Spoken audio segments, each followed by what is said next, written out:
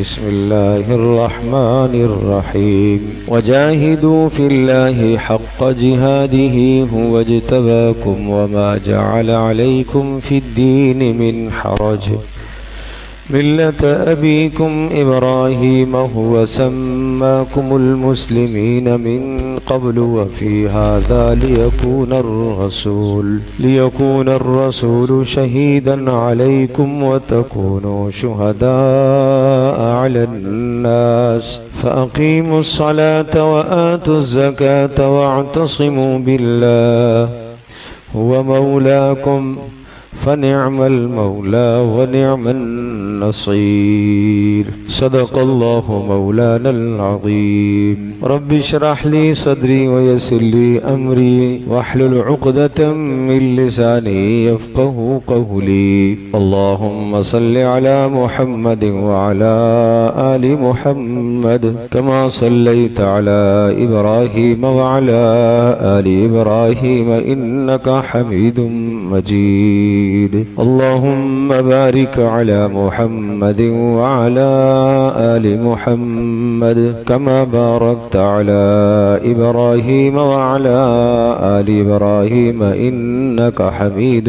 مجید. گرامی قدر حاضرین و سامعین، 17ویں پارے کی سورہ مبارکہ سورۃ الحج، اس سورہ مبارکہ کی آخری آیات مقدسہ اس وقت کی نشست میں تلاوت کی ہے. سورۃ الحج مدنی سورت ہے اور اس سورہ مبارکہ میں 2 مضامین اللہ نے ذکر فرمائے ہیں. پہلا مضمون تو نام ہی سے سمجھ میں آ جاتا ہے کہ حج سے متعلقہ احکام، اور نمبر 2 قیامت. مگر عجیب بات یہ ہے کہ حج سے متعلقہ اور حج کی فرضیت اور حج کے مناسک زیادہ سے زیادہ وہ سورۃ البقرہ اور سورہ آل عمران میں ذکر ہے.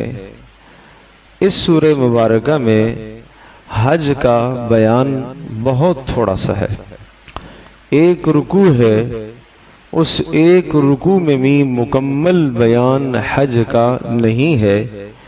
کچھ تو شرک پر رد ہے اور مثالوں سے سمجھا کر توحید کو بیان کیا گیا اور شرک کو رد کیا گیا، اور کچھ حج سے متعلقہ احکام ذکر کیے گئے. لیکن جو زیادہ مضمون اس سورہ مبارکہ میں ہے وہ قیامت اور قیامت پر دلائل ہے. اب سمجھنے کی بات یہ ہے کہ نام تو اس کا سورۃ الحج ہے، مگر بیان اس میں قیامت کا ہے اور زیادہ تر قیامت کے دلائل ہیں. اس کی کیا وجہ ہے؟ آج کی نشست میں حج سے واپسی کے کچھ حالات اور حج کے سفر سے حاصل ہونے والے اہم سبق، جن میں میرے لیے بھی آپ کے لیے بھی سب کے لیے رہنمائی ہے، رہبری ہے، انشاءاللہ وہ چند باتیں آپ کی گوش گزار کرنی. سب سے پہلی بات تو یہ سمجھنے کی ہے کہ سفر حج کا بہت گہرا تعلق قیامت کے ساتھ ہے. اسی لیے سورۃ الحج میں قیامت کو بیان کیا گیا. آغاز ہی سے یہ مضمون ہے، یا ایھا الناس ان زلزلۃ الساعۃ شیء عظیم. اے سب کے سب لوگوں، بے شک قیامت کا زلزلہ بہت بڑی چیز ہے، بہت عبرتناک چیز ہے. یوم ترونھا تذہل کل مرضعۃ عما ارضعت. جس دن ایسا ہوگا کہ ہر دودھ پلانے والی اپنے بچے کو بھول جائے گی.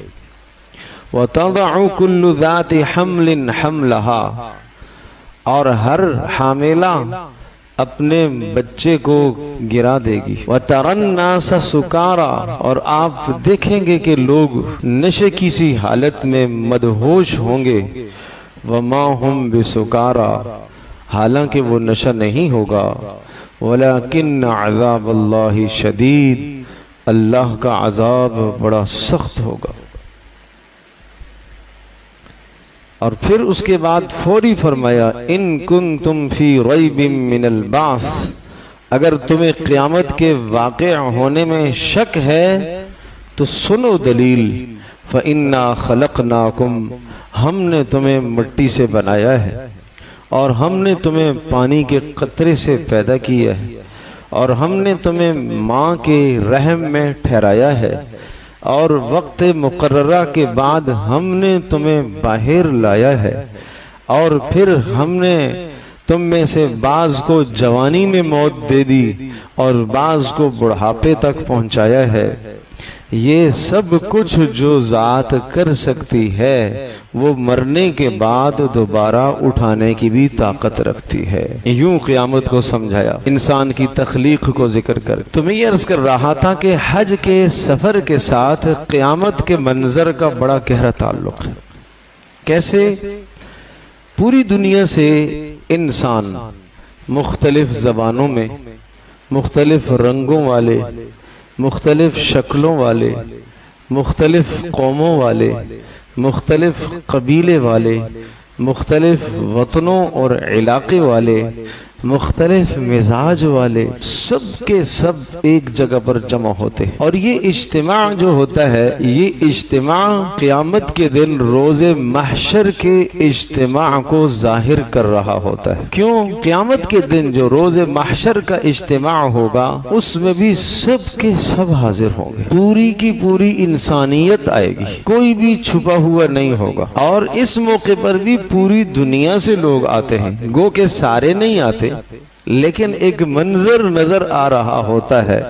پھر قیامت کے دن جب اٹھائے جائیں گے تو سارے کے سارے ننگے پیر ہوں گے اور ننگے جسم ہوں گے، اور پوچھا گیا اللہ کے رسول ننگے پیر اور ننگے جسم ہوں گے تو کیا کوئی کسی کو دیکھے گا؟ نہیں۔ فرمایا کسی کو دیکھنے کا ہوش کہاں ہوگا، بے پردگی کا ہوش کہاں ہوگا، ہر ایک کو نفسا نفسی کا عالم ہوگا، ہر ایک نفسا نفسی کی کیفیت میں مبتلا ہوگا۔ تو اسی طرح سے حج کا جو سفر ہے اس میں بھی سب کے سب ایک لباس پہنے ہوئے ہوتے ہیں، اور وہ ایک لباس بھی اس لیے پہننے کا حکم ہے تاکہ بے پردگی نہ ہو، اور پیروں سے بھی ننگا کر دیا، اتروا دیے جوتے بھی، صرف پٹی کے چپل پہنوا دیے، اور وہ بھی اس لیے تاکہ پیر گندے نہ ہوں، اللہ کے سامنے عبادت اور بندگی کے لیے کھڑے ہو سکو۔ ہمیشہ سر ڈھک کر نماز پڑھنے کا حکم ہے، آج سر کھلا رہے گا، سر سے عزت کی ٹوپی، پگڑی، عزت کا تاج، سب کچھ اتارنا ہے۔ آج سلا ہوا کپڑا کوئی جسم پر نہیں ہونا چاہیے، کفن کی طرح دو چادریں صرف اپنے سطر کو چھپانے کے لیے لپیٹو اور اللہ کو راضی کرنے کے لیے پہنچ جاؤ۔ تو جس طرح سے قیامت کا منظر ہوگا اسی طرح سے حج کا یہ موسم اور حج کا یہ موقع وہ قیامت کی عکاسی کر رہا ہوتا ہے۔ نمبر 2، جس طرح سے قیامت میں سب کے سب انسانوں کی ایک آواز ہوگی، نفسی نفسی، میں بچ جاؤں، میں بچ جاؤں، میں بچ جاؤں، میں بچ جاؤں۔ یہاں پر بھی سب کے سب انسانوں کی ایک آواز ہے، لبیک لبیک لبیک اللہم لبیک، اے اللہ میں حاضر ہوں، اے اللہ میں حاضر ہوں، میں حاضر ہوں، میں اپنا سب کچھ چھوڑ کر آیا ہوں۔ آج بیوی بھی نہیں یاد آ رہی، بچے بھی نہیں یاد آ رہے، بیوی ساتھ بھی ہے، بول بولنے کی بھی اجازت نہیں ہے، محبت کا بول بولنے کی بھی اجازت نہیں ہے، کسی قسم کا تعلق اور میلاپ قائم کرنے کی بھی اجازت نہیں ہے۔ کیوں؟ نفسی نفسی ہے۔ ایک ہی آواز ہے، لبیک، میں آ گیا، میں آ گیا، میں آ گیا تجھے راضی کرنے کے لیے، تجھے منانے کے لیے، اے اللہ میں آ گیا، لبیک اللہم لبیک، میں حاضر، میں حاضر، میں حاضر، میں گناہوں کا ڈھیر لے کر اے اللہ تیرے دربار میں آ گیا، لا شریک لک، میرا عقیدہ ہے، میرا ایمان ہے، اے اللہ تیرا کوئی شریک نہیں، اللہ ساری تعریفیں تیرے لیے ہے، اے اللہ ساری سلطنت تیرے لیے ہے، ساری بادشاہت تیرے لیے ہے، میری بادشاہت ختم، میرا اختیار ختم، ان الحمد والنعمت والملک، سب کچھ اے اللہ تیرا ہے، ساری نعمتیں تو نے عطا کی، میں مالدار ہوا نہیں ہے، میرا کچھ نہیں ہے، یہ بھی تیرا ہی ہے۔ اللہ اکبر۔ یہ سلطنت اور بادشاہت اور میرا اختیار، کمپنی کا مالک ہوں، فیکٹری کا مالک ہوں، میرے ماتحت 50 لوگ، میرے ماتحت 100 1000، یا میں ملک کا سربراہ ہوں، قوم کا لیڈر ہوں، نہیں نہیں اے اللہ، ساری سلطنت تیری ہے، میرا کچھ نہیں، کچھ نہیں، کچھ نہیں۔ اس میں لا شریک لک، کوئی تیرا شریک نہیں، نہ میں شریک ہوں، میری کیا حیثیت کہ میں آپ کے ساتھ شرکت کروں ان تمام چیزوں میں۔ ایک ہی آواز ہے، جس طرح سے قیامت میں نفسا نفسی کی آواز ہوگی، اسی طرح سے یہاں پر بھی ایک ہی آواز ہے، لبیک لبیک لبیک لبیک۔ ہر طرف یہ آواز، چھوٹا بھی، بڑا بھی، کالا بھی، گورا بھی، سفید بھی، اور جناب افریقہ کا بھی دیکھو، پاکستان کا بھی دیکھو، انڈیا کا بھی دیکھو، کس زبان کا کوئی نہیں معلوم، اس کی زبان کا ایک لفظ مجھے نہیں سمجھ میں آ رہا، میری زبان کا ایک لفظ اسے نہیں سمجھ میں آ رہا، مگر ایک بات میں ہم دونوں شریک ہیں، وہ بھی لبیک پڑھ رہا، میں بھی لبیک پڑھ رہا، وہ بھی اللہ کا نام کہہ رہا، میں بھی اللہ کا نام کہہ رہا، وہ بھی محمد رسول اللہ صلی اللہ علیہ وسلم کے مبارک نام پر جھوم جاتا ہے، یہ بھی محمد رسول اللہ صلی اللہ علیہ وسلم کے مبارک نام پر جھوم جاتا ہے۔ تو یہ ایک تصور قائم کیا جا رہا ہے قیامت کا، کہ پوری دنیا سے لوگ جمع ہوں اور میدان محشر کا منظر پیش کریں، میدان محشر کا منظر پیش کریں۔ تو اس لیے اس کا نام سورۃ الحج تو رکھا گیا، مگر ہیں اس میں قیامت سے متعلقہ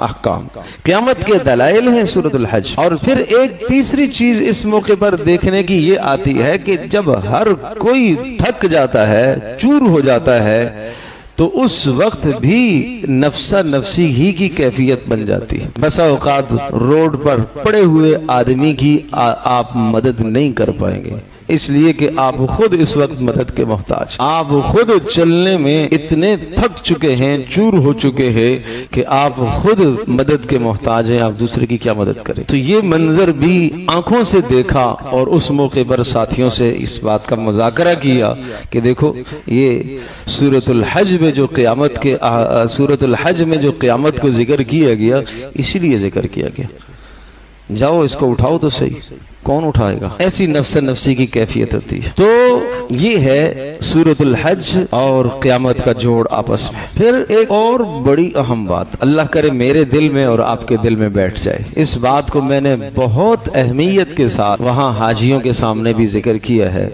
اللہ کرے ان کے دلوں میں بھی بات بیٹھ جائے، اور بہت بار بار موقع ملا باتیں ان سے کہنے کا، اور حج سے متعلقہ اور دیگر تمام احکام بیان کرنے کا۔ ایک بات وہ یہ ہے کہ 8 ذی الحجہ کو سارے حاجی مکہ مکرمہ سے مینا کی طرف روانہ ہوتے، اور مینا میں کیا ہے؟ خیمے لگے ہوئے ہوتے، گھر نہیں ہے۔ قرآن کریم میں ارشاد فرمایا وَاللَّهُ جَعَلَ لَكُم مِّن بُيُوتِكُمْ سَكَنًا، اللہ نے تمہارے گھروں کو تمہارے لیے سکون کا ذریعہ بنایا ہے۔ لیکن تمہارے گھر کیا ہیں؟ قرآن کریم میں سورۃ النحل میں گھروں کی اقسام بیان فرمائی۔ گھر پکا بھی ہو سکتا ہے، اور گھر کچا بھی ہو سکتا ہے۔ کیسا کچا؟ ٹینٹ، خیمہ، یہ بھی گھر ہے۔ یہاں تک کہ بکریوں کے بالوں سے بنائی گئی چھت، وہ بھی گھر ہے۔ بھیڑوں اور اونوں کی اور اونٹوں کی اون سے بنائی گئی چھت، وہ بھی گھر ہے۔ یہاں تک کہ غار جس میں آدمی اپنا سر چھپا سکے، اگر وہاں آدمی کوئی دیر کے لیے آرام کرتا ہے تو وہ اس کا گھر ہے۔ کوئی گھر کے لیے ضروری نہیں ہے کہ عالیشان محل ہو، کہا یہ سب گھر ہیں، اور یہ گھر اللہ نے تمہیں عطا کیے ہیں سکون کا ذریعہ۔ تو ہم نے اس موقع پر ساتھیوں سے یہ عرض کیا کہ دیکھو مکہ مکرمہ سے جب مینا کی طرف نکلے، اور مینا میں ہر آدمی کو جب اپنا اپنا خیمہ مل گیا، خوش ہو گیا۔ کیوں جی؟ سکون آ گیا، ہر کوئی اپنے خیمے میں آیا، بیٹھا، سانس لی، پانی پیا، اور اس کے بعد آرام کیا، ذکر و اذکار کیے، نمازیں پڑھیں، مگر 8 ذی الحجہ کو ظہر پڑھیں گے، عصر بھی پڑھیں گے، مغرب بھی پڑھیں گے، عشاء بھی پڑھیں گے، اور 9 ذی الحجہ کی فجر بھی پڑھیں گے۔ خیمہ مل گیا، گھر تو مل گیا، سکون بھی ہوا، مگر ہر آدمی کا دل یہاں نہیں لگے گا، اس لیے کہ اس گھر کو دوام نہیں ہے۔ یہ گھر کتنے وقت کے لیے ہے؟ 5 نمازوں کے لیے۔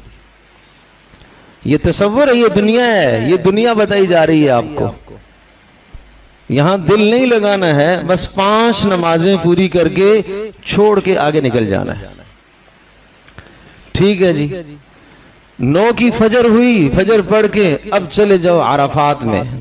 عرفہ کے میدان میں پہنچے، تلاش کیا، خیمہ ملا، خوشی بے انتہا جی۔ کیوں؟ اس لیے کہ گھر مل گیا، سکون آئے گا، آرام کریں گے، وہاں بیٹھ کے ذکر اذکار کریں گے، اللہ کو یاد کریں گے۔ اللہ کو یاد کیا، ذکر و اذکار کیے، اعمال کیے، لیکن ہر آدمی وہاں اپنا دل نہیں لگائے گا، سامان بھی اپنے پاس رکھے گا کہ کہیں گم نہ ہو جائے، اور سامان کا بھی خیال رکھے گا کہ مجھے آگے جانا ہے، یہ میری جگہ نہیں ہے۔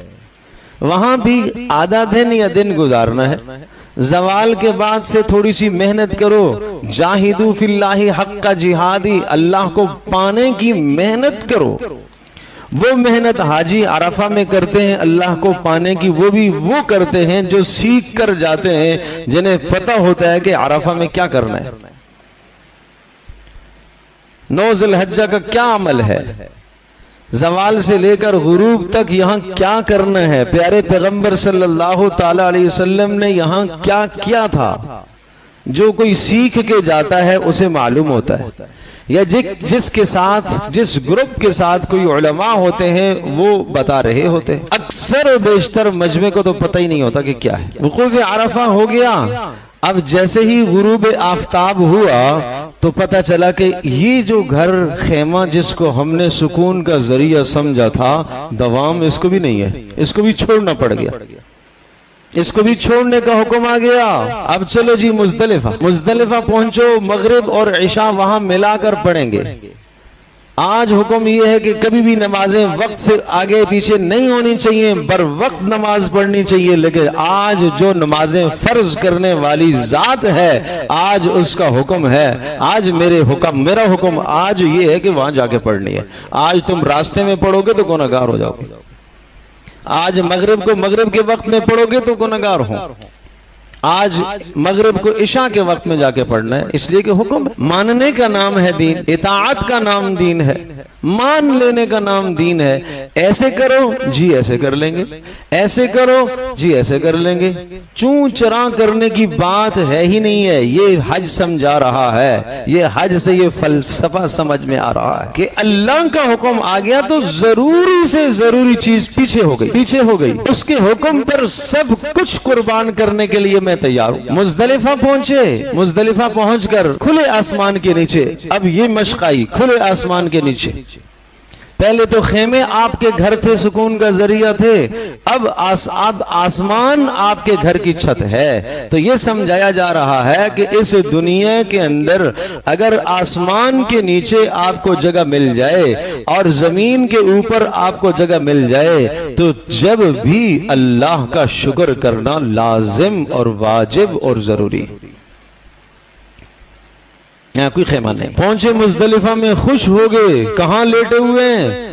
مٹی پر۔ سب کے سب مالدار، غریب، امیر، سب کے سب ایک ہی لباس میں مٹی پر لیٹنے کے لیے جگہ تلاش کر رہے ہیں، کوئی جگہ مل جائے مٹی پر تھوڑا سا آرام کر لوں، مغرب پڑھ لوں، عشاء پڑھ لوں، مغرب عشاء دونوں نمازیں پڑھ لیں، سانس لیا، آرام کیا۔ وہ بھی آرام، جو جلدی پہنچ آئے ان کو آرام کا موقع ملا، جو رات تاخیر سے پہنچے ان کو نہیں ملا، جو بالکل صبح کے وقت پہنچے ان کو بالکل وہ بھی نہیں ملا۔ اب جب نہیں موقع ملا تو یہ تھکن ہے، یہ میدان محشر کا تصور ہے، وہاں کوئی سونا نہیں ہوگا۔ اور پھر صبح ہوئی 10 ذی الحجہ، چلو اب پتہ چلا کہ یہ جس کو ہم نے آسمان کو اپنی چھت سمجھا تھا اور زمین کو اپنا فرش سمجھا تھا، یہ بھی اپنا نہیں ہے، چھوڑو اس کو بھی۔ کہاں جائیں؟ مینا پہنچ، واپس مینا آئے، اپنے خیمے دیکھے، خوش ہو گئے۔ سب کے سب حاجی جب واپس مینا پہنچتے ہیں اور اپنے خیموں میں پہنچتے ہیں، ایسا لگتا ہے جیسے اپنے گھر پہنچائے، ایسی خوشی ہوتی ہے۔ خیمے کی گلی مل گئی، بڑی خوشی کی بات ہے، خیمہ مل گیا۔ خیمے میں داخل ہوئے، تھوڑا سا آرام کیا، استراحت کی، ناشتہ کیا، اور پھر اب کیا کرنا ہے؟ اب نکلو آگے، رمی کرنی ہے۔ آج سنت ابراہیمی زندہ کرنی ہے۔ اللہ قدردان ہے ابراہیم علیہ السلام کا ایک عمل قیامت تک کے آنے والے حاجیوں کے لیے اس کو کرنا، ادا کرنا واجب قرار دیا۔ آج صرف ایک کو مارنے کا حکم ہے، ایک پتھر کو، ایک شیطان کو مارنے کا حکم ہے، ایک ہی کو سارا مجمع مارے گا، تینوں کو نہیں۔ یہاں اسلام کی یکسانیت اور اسلام کا اتحاد اور اسلام کا باہمی متحد ہونا نظر آتا ہے آدمی۔ کالے بھی، گورے بھی، سفید بھی، عرب بھی، عجم بھی، مختلف قوموں کے سب نے ساتھ کنکر مارنے ہیں، 7 سے زیادہ نہیں، سب کے سب نے ساتھ مارنے۔ سبحان اللہ۔ اور اس موقع پر جو کلمات کہلوائے گئے، میں بار بار کہتا رہا دوستوں سے، ساتھیوں سے، کہ یہ جو کلمات کہلوائے جا رہے ہیں، ان کلمات کی تہ اور حقیقت اگر آپ کو معلوم ہو جائے تو آدمی کے جسم پر رونگٹے کھڑے ہو جاتے ہیں۔ اللہ اکبر، اللہ اکبر۔ یہ تکبیرات تشریق آپ نے کہی ہے نا، یہ کیا ہے؟ یہ ابراہیم علیہ السلام نے اسماعیل علیہ السلام کو جب ذبح کے لیے لٹایا تھا تو کہا اللہ اکبر، اللہ اکبر۔ آج آسمان دیکھ رہا ہے، زمین دیکھ رہی ہے، اور فرشتے حیرت سے دیکھ رہے ہیں کہ آج ابراہیم خلیل اللہ، اللہ کا خلیل، اللہ کا دوست، اللہ کے نام پر آج اپنے بیٹے کو ذبح کر رہا ہے اور کہہ رہا ہے اللہ اکبر، اللہ اکبر۔ بیٹی کی محبت کوئی بڑی چیز نہیں ہے، اللہ بڑا ہے، اللہ بڑا ہے، اللہ بڑا ہے۔ یہ تصور ہے۔ کبھی ہم نے سوچا جانور ذبح کرتے وقت اس کی محبت، مال کی، جان کی محبت کچھ چیز نہیں ہے، اللہ بڑا ہے، اللہ بڑا ہے، اللہ بڑا ہے۔ ہم 10 بار اقرار کرتے ہیں اللہ بڑا ہے، مگر میں بھی تو کچھ ہوں نا، میں بھی تو کچھ ہوں، مجھے بھی تو دنیا میں زندگی گزارنی ہے۔ نخلع ونترک من یفجرک، روزانہ دعائے قنوت میں یہ اقرار کرتا ہے، عہد کرتا ہے، نخلع، علیحدہ ہو جاتے ہیں اس شخص سے، چھوڑ دیتے ہیں اس شخص کو، میں یفجرو کا، اے اللہ جو تیری نافرمانی کرے میرا اس سے کوئی تعلق نہیں ہے، پھر بھی اس کے ساتھ بیٹھتے۔ یہ جھوٹا وعدہ نہیں ہے تو اور کیا ہے؟ یہ دعائے قنوت میں روزانہ ہم پڑھتے ہیں نا، نخلع ونترک من یفجرک، علیحدگی اختیار کرتے ہیں، چھوڑ دیتے ہیں اس شخص کو جو آپ کا نافرمان ہو، میرا اس سے کوئی تعلق نہیں ہے، اے اللہ میری اس سے دوستی کوئی بڑی چیز نہیں ہے، تو بڑا ہے۔ اولاد کے ساتھ محبت اور تعلق کوئی بڑی چیز نہیں ہے، اے اللہ تو بڑا ہے۔ میرا مال کوئی بڑی چیز نہیں ہے، اقتدار کوئی بڑی چیز نہیں ہے، اے اللہ تو بڑا ہے۔ یہ ہے اللہ اکبر، اللہ اکبر۔ تکبیرات تشریق آپ کہہ چکے ہیں، کیا اس وقت یہ تصور تھا؟ ادھر سے حضرت جبریل علیہ السلام جنت سے مینڈا لے کر حاضر ہوئے، جیسے ہی لا کے حاضر کیا تو فوری جبریل علیہ السلام کی زبان سے نکلا لا الہ الا اللہ۔ ہاں، اللہ وہ ذات ہے جس کے لیے سب کچھ قربان کیا جا سکتا ہے، اس کے سوا کوئی ذات ایسی نہیں ہے۔ اس کے نام پر اولاد بھی قربان، اس کے نام پر مال بھی قربان، اس کے نام پر جان بھی قربان، اس کے نام پر عزت بھی قربان، اس کے نام پر اقتدار بھی قربان، اس کے نام پر سب کچھ قربان۔ یہ ہے لا الہ الا اللہ۔ پھر اللہ اکبر، وہ کبریائی تو اسی اللہ کی ہے۔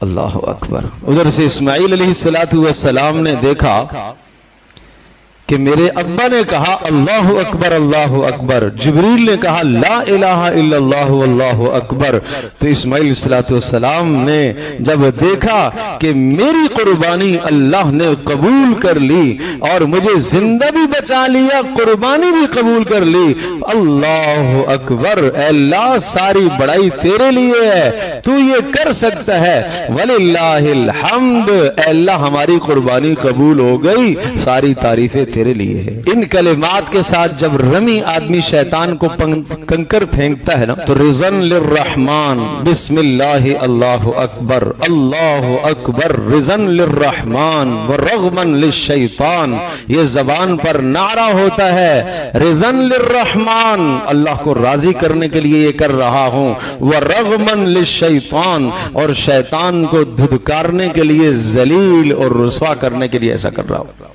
حدیث پاک بھی آتا ہے براہ راست یہ کنکر اس ظالم شیطان کو لگ رہے ہوتے اور اس کی وہ ذلت اور وہ رسوائی ہوتی ہے، لیکن یہ جذبہ پہلے اندر موجود ہو، اور یہ نہیں کہ جناب وہ بڑے بڑے پتھر اور جوتے اور کیا جہالت کی حرکتیں جس کو کہتے ہیں نا جہالت، اس طرح سے بھی ہو رہا ہوتا ہے۔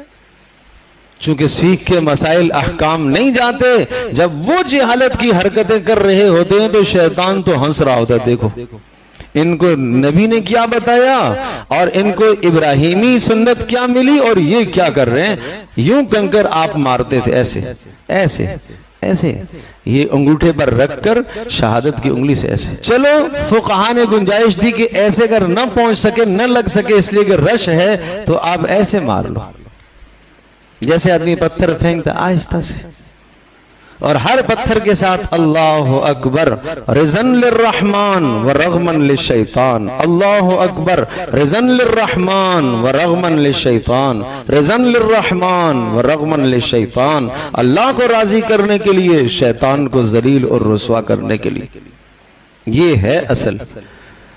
لیکن جو سیکھ کے گئے ہیں یا سیکھ کے جاتے ہیں یا جن کو تربیت دی گئی ہے تو وہ تو صحیح کرتے ہیں، ورنہ عام طور پر ادھر سے وہ شیطان وہاں کوئی نہیں ہے، ستون ہے، وہ ستون کی بھی مووی بنا رہے ہیں اور اپنے بھی ساتھ بنا رہے ہیں، میں یہ کام کر رہا ہوں، بہت سارا مجمع اس چکر میں لگا ہوا ہے، اور اس عبادت کی جو روح تھی اور جو مغز ہے جو جان ہے تباہ ہو جاتی ہے۔ ورنہ یہ موقع ایسا ہوتا ہے کہ انسان کے جسم پر رونگٹے کھڑے ہوتے ہیں، یہ کیا ہو رہا ہے، ساری کی ساری انسانیت ایک عمل میں لگی ہوئی ہے، یا اللہ تیری کبریائی، یا اللہ تیری عظمت، اے اللہ اس دین اسلام کا اتحاد اور یکسانیت کہ سب کے سب ایک ہی کام میں لگے ہوئے۔ پھر یہاں سے نکلو، جاؤ جا کے طواف کر کے آؤ، ثم لیقضوا تفثهم ولیوفوا نذورهم، قربانی، اب قربانی ذبح کرو، قربانی ہو گئی، جاؤ اب میل کچیل اتارو، اب حکم ہے میل کچیل اتارنے کا۔ اب ایک آدمی کہے نہیں یار میں 2-4 دن اور اسی طرح سے رہوں گا، نہیں، اب حکم ثم لیقضوا تفثهم، میل اتارو، نہاؤ جا کے، ولیوفوا نذورهم، اپنی نظروں کو پورا کرو، وَلْيَطَّوَّفُوا بِالْبَيْتِ الْعَتِيقِ، اور جاؤ جا کے طواف زیارت کر کے آؤ، اور اللہ کے گھر کے پھر پھیرے لگاؤ، پھر چکر لگاؤ، اور پھر جا کے اللہ کو راضی کرنے کی محنت کرو۔ اس لیے جاہدوا فی اللہ حق جہادی، اللہ کو راضی کرنے کی انتہا اور جہد کر دو، اور طواف کے دوران بھی نیچے دیکھتے ہوئے اس کو عبادت سمجھتے ہوئے، اور الطواف صلاۃ، حدیث میں آتا ہے طواف وہ نماز کی طرح ہے، جیسے بغیر وضو کے نماز جائز نہیں، طواف بغیر وضو کے جائز نہیں ہے۔ اور طواف میں بات چیت اور جناب دنیا کی کہانیاں سنانا اور فون کانوں کے ساتھ لگے ہوئے ہونا اور پھر جناب مووی بن رہا ہونا، یہ کیا طواف ہے بھائی، یہ کون سا طواف ہے؟ اب یہاں سے اللہ کو راضی کیا، پھر یہاں رات کو نہیں رکنا ہے، چلو واپس مینا، چلو مینا میں جا کے رات گزارنی ہے۔ پہنچے سارے دن کے تھکے ہوئے، مگر اب مکہ میں جہاں رہائش ہے، ہوٹل ہے، وہاں نہیں ٹھہرنا وہیں جا کے مینا میں، یہ اللہ کے حکم کے پیچھے بھاگنا ہے۔ ادھر بھاگے، یہاں سے حکم ہے واپس وہاں جاؤ، چلو جی وہاں چلے، یہ ہے حکم، یہ حج سکھاتا ہے۔ پھر مینا میں پہنچے اور بڑی دیر سے جناب خیمہ تلاش کیا، خوشی ہوئی جناب چلو جی خیمہ مل گیا۔ پھر 12ویں کی رمی کر لی، یعنی 11ویں کی رمی آج تینوں کو مارنا ہے، ہر ایک پر آ کے 7 کنکر مارنے ہیں، اور پہلے 2 کو مارنے کے بعد کھڑے ہو کے دعا کرنی ہے، تیسرے کو مارنے کے بعد دعا بھی نہیں کرنی۔ جہاں دعا کرنے کا حکم ہے وہ دعا کریں گے، جہاں نہیں حکم ہے نہیں کریں۔ یہ جذبات بنانے ہیں کہ تمہیں مان کے چلنا ہے، تمہیں اپنی عقل پر نہیں چلنا کہ یہ کیا بات ہے، پہلے 2 پر دعا کرتے ہیں تو تیسرے پر بھی کر لیں، پہلے دن صرف 1 کی رمی ہے تو وہاں پر بھی دعا کر لیں، نہیں، خلاف سنت ہے، پیارے نبی صلی اللہ علیہ وسلم نے نہیں کی۔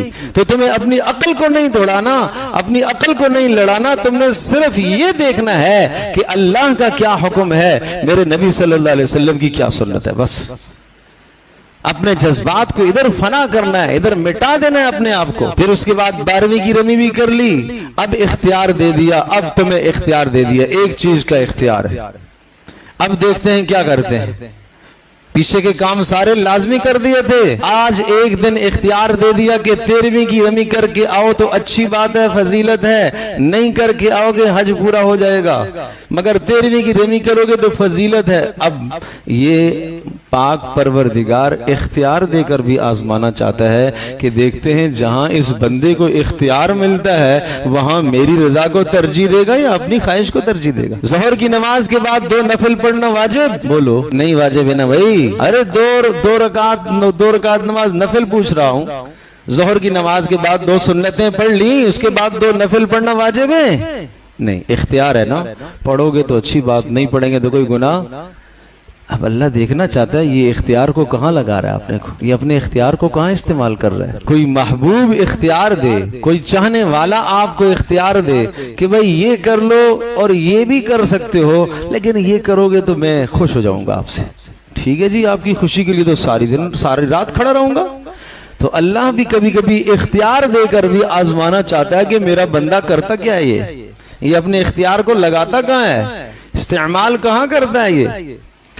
پھر وہاں سے وہی خیمے چھوڑ دیے، پتہ چلا کہ جناب یہ بھی جگہ اپنی نہیں ہے، اب رمی کر کے جناب حج مکمل ہو گیا، 12ویں کو یا 13ویں کو واپس آؤ، کہاں آنا ہے، آؤ جی جہاں جہاں اپنے ہوٹل لیے ہوئے ہیں اپنی رہائش گاہوں پہ پہنچے، خوش ہوئے، رہائش گاہ پر پہنچ گئے، ایک عمل بھی مکمل ہو گیا اور جناب یہاں پہنچ بھی آئے، آرام بھی کر لیا، لیکن 2 دن کے بعد پھر نکلنا ہے، پتہ چلا یہ بھی گھر اپنا نہیں ہے بھائی، سکون تو ہوا لیکن دوام اس کو نہیں ہے۔ پھر وہاں سے نکل کر اب اپنے ملک کو جانا ہے، اپنے وطن کو جانا ہے، اگر مدینہ منورہ کی حاضری باقی ہے تو وہاں سے حاضری دے کر پھر اپنے وطن کو جانا ہے۔ اور جس طرح سے یہ پیچھے آپ کو سمجھایا جا رہا ہے، جن جن گھروں میں آپ رہ کر آئے ہو، مینا کے خیموں کے اندر رہے ہو، عرفہ کے خیموں میں رہے ہو، اور مزدلفہ کھلے آسمان کے نیچے رہے ہو، پھر واپس مینا کے خیموں میں رہے ہو، پھر اپنی رہائش گاہ میں رہے ہو، سب جگہ تمہیں یہ تصور ملا نا کہ یہاں سکون تو مل جائے گا مگر دوام اور ٹھہراؤ اور ہمیشگی نہیں ہے۔ اسی طرح سے تم اس دنیا کے اپنے گھروں کے اندر وہاں سکون تو پا سکتے ہو مگر یہاں دائمی نہیں رہ سکتے۔ یہ حج تصور دے رہا ہے، یہ حج یہ سبق سنا رہا ہے، سکھا رہا ہے کہ تمہیں ان گھروں کے اندر ٹھہراؤ نہیں ہے، دوام نہیں ہے، کروڑوں کا مال لگا کر تم نے گھر بنایا ہے اور بالآخر موت آ گئی تو اب تمہیں جانا پڑے گا، اب تمہیں جانا پڑے گا۔ صبح موت آ گئی، شام کو دفنانے کا انتظام ہے، لے جاؤ بھائی سرد خانے میں جا کے رکھو۔ آج جوان بیٹے گھر میں رکھنے کو تیار نہیں ہے۔ یہ حقیقت سمجھائی جاتی ہے حج میں۔ اگر کوئی سمجھے اور کوئی عبرت حاصل کرے تو یہ حقیقت حج میں سمجھائی جاتی ہے، یہ سبق سمجھایا جاتا ہے۔ اس دنیا کے اندر کسی چیز کو دوام اور ثبوت نہیں ہے، قرار نہیں ہے، ٹھہراؤ نہیں ہے، چل چلاؤ ہے، جانا ہے جانا ہے، چھوڑنا ہے چھوڑنا ہے۔ پتہ چلا کہ تمہاری آخری منزل وہ جنت ہے، وہاں تمہیں پہنچنا ہے، اور یہ دنیا کی جو جہد اور مشقتیں تم نے برداشت کی ہیں یہ کیا ہیں؟ یہ اس جنت یہ جنت کے لیے، وہاں کا سکون حاصل کرنے کے لیے۔ تو یہ حج کے دوران اس مبارک سفر میں یہ سبق حاصل ہوتے ہیں، تو خیال تھا کہ یہ سبق آپ کے سامنے بھی ذکر کر دوں تاکہ میری زندگی میں بھی پیدا ہو جائیں، آپ کی زندگی میں بھی پیدا ہو جائیں۔ باقی ہر شخص کو وہاں جانے کی تڑپ ہے، ہونی چاہیے۔ تڑپ کا ہونا ایمان کا حصہ ہے، ایمان کا حصہ ہے، اور جس شخص کے دل میں تڑپ ہوگی، سچی طلب ہوگی، طے شدہ بات ہے اللہ اس کے جانے کے اسباب پیدا کرے گا۔ یہاں آدمی مال سے نہیں آتا۔ دیکھنے میں لگتا ہے کہ یہ مالدار لوگ حج پہ چلے جاتے ہیں، ہم غریب کیسے جاتے ہیں؟ آپ یقین جانیے ایسے ایسے غریب دیکھنے میں آتے ہیں جن کے پاس کوئی سرمایہ نہیں ہے لیکن حج میں۔ بات تڑپ کی ہے، بات طلب کی ہے۔ تو ایک عمل بتاتا ہوں، اس کو ہمارے مشائخ بزرگان دین بتاتے ہیں کہ آدمی اذان کا جواب اطمینان سے دے۔ جب اذان ہو، اذان کا جواب دینا چاہیے اطمینان سے۔ روزانہ اللہ اکبر پر یہ کہنا چاہیے، اشہد ان محمد رسول اللہ پر اشہد ان محمد رسول اللہ کہنا چاہیے، حی علی الصلاۃ حی علی الفلاح پر لا حول ولا قوت الا باللہ کہنا چاہیے۔ کاموں کو چھوڑ کر اذان کا جواب دو، تمہیں کیا معلوم یہ کیا آواز ہے۔ پھر اس کے بعد درود شریف پڑھو، درود ابراہیمی پڑھ لو یا کوئی بھی درود پڑھ لو، اور پھر اللہم رب ھذہ الدعوۃ التامہ یہ پڑھ لو، پھر ایک مرتبہ تلبیہ لبیک کا تلبیہ پڑھ لو، یہ ایک عمل ہے۔ اور پھر اس کے بعد اپنے جو اسباب ہیں وہ جمع کرتے رہو، کچھ نہ کچھ پیسے روزانہ کے اعتبار سے، مہینے کے اعتبار سے، جو آپ کی بچت ہے، جو کچھ ہے آپ کے پاس، 5 ہیں، 10 ہیں، 50 ہیں، 100 ہیں، 1000 ہے، بجائے اس کے کہ اس کو لغویات میں لگانے کے، اس نیت سے جمع کرتے رہو۔ اللہ تبارک تعالیٰ اسباب پیدا کرے گا۔ جو تمہارے بس میں تھا وہ آپ نے کیا ہے، اور آپ نے تڑپ دکھائی ہے اور اللہ سے مانگا ہے، مانگتے رہو، اللہ تبارک تعالیٰ تمہارے اسباب پیدا کرے گا۔ گزشتہ سال بھی میں نے یہ عمل بتایا، اور اس سال ایک صاحب مجھے کہنے لگے پچھلے سال آپ نے عمل بتایا تھا تو وہ میں نے کیا، اور اس سال اللہ پاک نے مجھے حج پہ بلا لیا۔ میرے پاس کوئی اسباب نہیں تھے، کوئی سامان نہیں تھا۔ اللہ تبارک تعالیٰ نے طلب کو دیکھا، اللہ تڑپ کو دیکھتا ہے، ذوق اور شوق کو دیکھتا ہے، تو اللہ پاک اس کا انتظام فرمائے گا انشاءاللہ۔ اللہ تبارک تعالیٰ مجھے بھی، آپ کو، ہم سب کو عمل کی توفیق عطا فرمائے۔